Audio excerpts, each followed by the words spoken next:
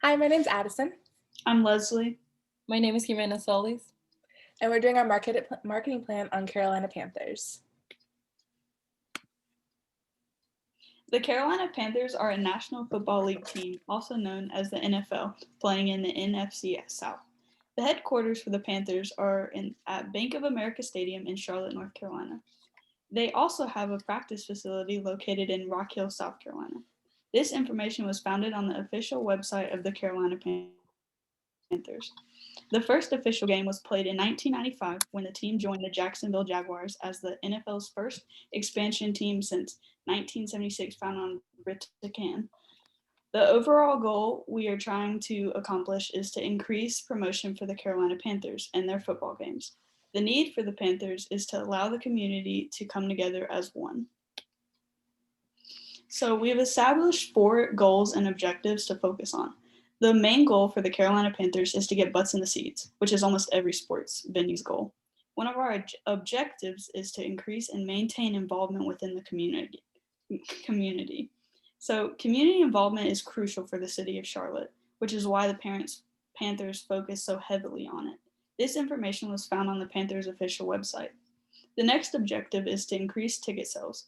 This goes hand with our main goal of getting butts in the seats. The last objective is looking for more sponsorships. Sponsorships are huge for the Panthers, so it is wise to continue pursuing new ones. According to the Carolina Panthers marketing plan by Arthur Freeman, the strengths of the Carolina Panthers consist of representing 2 states, having a wide receiver trio and a defensive tackle duo. While most NFL teams only represent 1 state, the Carolina Panthers have the privilege of representing both the Carolinas, North and South. This allows for the team to increase their fan base, A weakness that the Panthers have is that North Carolina is essentially a basketball state. This title, if you will, has been given to the NC because of teams like Duke, who have won the NCAA men's championship 5 different times. Some of the bigger opportunities stem from the ability to expand their presence in South Carolina. When you think of the Carolina Panthers, you usually think inside of NC because of the location of the stadium. They have the opportunity to grow their name in South Carolina as well. Additionally, the Panthers have the opportunity to take over what is left of the Redskins fans in North Carolina. Before the Panthers were brought into the NFL league, the Redskins were there where the most of the fans were. Sorry about that. Lastly, the threats that Carolina Panthers hold are players as well as coaches getting into trouble off the field. An example of this is Ray Kurith. He was a wide receiver for the Panthers in 1997. Players getting sick or injured, and low attendance at home games. Next, I will talk about the segmentation of the Carolina Panthers. The demographics of this NFL team include young children, young adults, parents because they have money and influence over their children, and senior citizens. All of these individuals hold the ability to be fans and support of the Carolina Panthers. The psychographics include middle class and similar to Pittsburgh Steelers, hardworking team and a hardworking city. The geographic segmentation includes fans that can make it to most of the games, if not all. This would include fans who live within driving distance to the stadium, so those in Charlotte or in surrounding areas of Charlotte. The customer profile that we came up with was a male between the ages of 25 to 40 years old, living in Charlotte, North Carolina, or close surrounding area, with a stable job and a good income. Lastly, the environmental segmentation is Charlotte, North Carolina, but close to South Carolina. The team does limit themselves to The team does limit themselves to 2 states. The team does not limit themselves to 2 states because they have a good fan base in Virginia as well as Tennessee. Okay, so the Panthers' target market is focused mainly on the North Carolina and South Carolina populations, with an increased pressure towards the Charlotte and Rock Hill communities. The next focus is sports fans, specifically football fans. The reason for them is the need to make the Bank of America Stadium somewhere they want to attend to watch a football game. Avid football fans most likely have a goal to attend every NFL stadium, just like some MLB fans and NBA fans also want to say that they've been to every single arena or stadium in their league. Charlotte has become more of a tourist destination in recent years. With this, it makes the stadium a lot more attractive to travelers. Our last focus is towards younger generations for potential creations of lifelong fans. In this section, I'm going to talk about the marketing mix of the North Carolina Panthers, explaining the 4 Ps. Those are price, place, and promotion. For the product, one of the perks are the players on the Carolina Panthers football team. Then the merchandise are the jerseys that can be sold by player, and more clothing like t-shirts, sweatshirts, hats, etc. And the last product are the tickets. The individual tickets are sold online on Ticketmaster.com and on the team website. The stadium ticket office does not sell tickets on game days.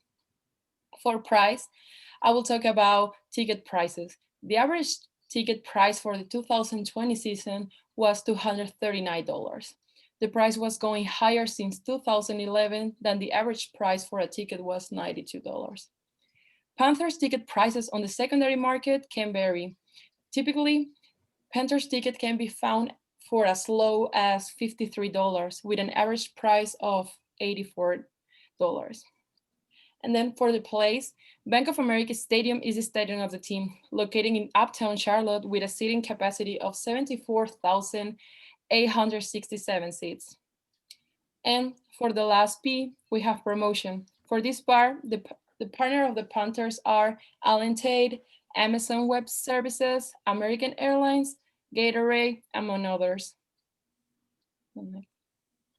Okay, so the product decision that we've discovered is that the Panthers have a solid brand awareness already, which leads us to agree that there should not be any change towards the name or logo for the team.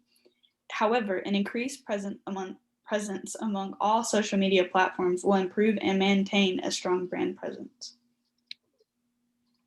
So promotional decisions that we came across was things like a sponsor promotion that happens every game day. After every Panther win, participating Krispy Kreme stores in North Carolina and South Carolina receive $5.99 dozen glazed donuts. This is something that a lot of the fans look forward to every game day in hopes of a winning game. They have various promotion opportunities on game days as well as throughout the year. A proposed promotion idea is teaming up with Bojangles because the first restaurant was built in Charlotte, and as we're called, the Bojangle City. Additionally, the sponsorships and partners of the Carolina Panthers make a big impact on the promotional decisions. A big sponsorship for the Panthers is Duke Energy. The partnerships are endless, but to name a few, American Airlines, Bud Light, FedEx, Lowe's, Krispy Kreme, Harris Teeter, and one that's close to home for us Catamounts is Harrah's Cherokee Casino. Also, in promotion decisions, we have a few ideas for the advertising plan. We think that they should implement advertisement on newspaper, magazine, newsletters, flyers, or personalized direct mail.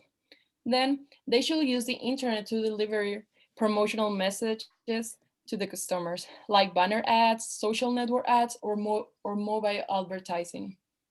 And last but not least, implementing the use of television, commercial, and radio in order to reach more audience. For pricing decisions, we're recommending 3 goals to implementing their strategy.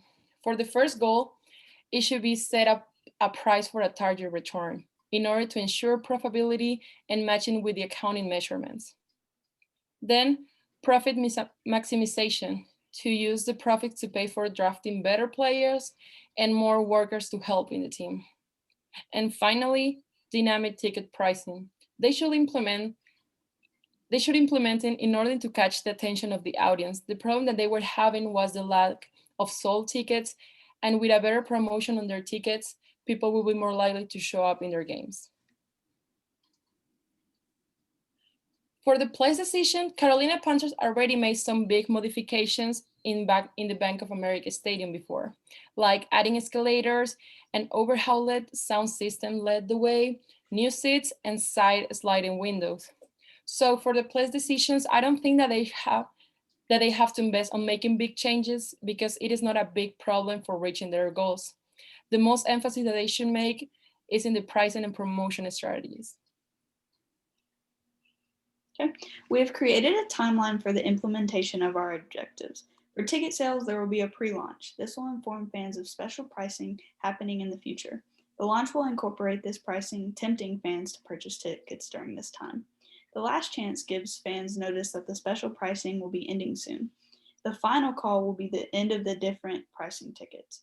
For community involvement, an initial announcement of events happening throughout the year will allow fans to become interested.